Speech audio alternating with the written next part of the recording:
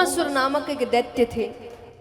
उन्होंने अलग अलग राज्यों से 16,100 राजकुमारियों को अपने बंदी गृह में रखा था।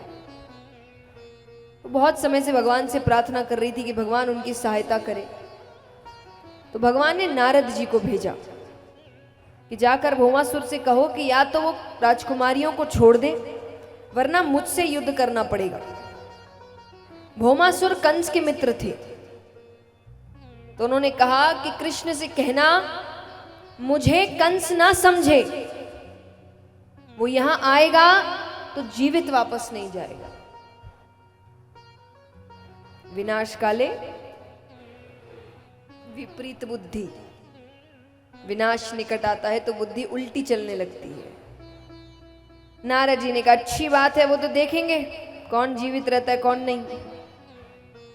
नारद जी भगवान के पास जाते हैं। भगवान यहाँ पर युद्ध के लिए आते हैं। भौमासुर के साथ और भी दैत्य थे, तो वहां मूर नामक एक दैत्य था।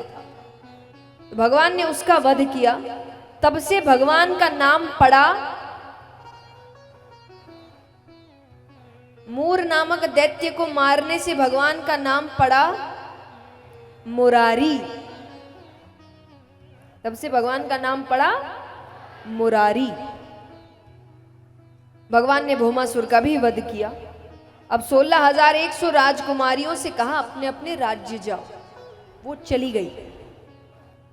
उनके घर वालों ने उनको नहीं अपनाया। तब वो वापस भगवान के पास आती है और उन्होंने कहा कि अब आप अपनाएंगे। तब भगवान ने उन 16,100 राजकुमारियों को, इसीलिए कहा गया है कि भगवान के कितने विवाह हुए? 16,108। अब चलते हैं जरासंध के पास। जरासंध कौन है? कंस के ससुर।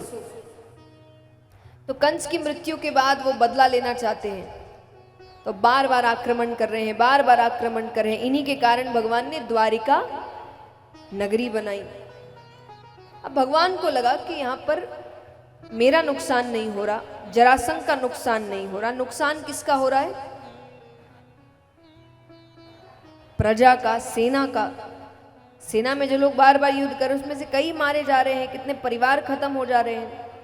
भगवान कहे कि ऐसे तो नहीं चल सकता, और पापी है मारना तो पड़ेगा।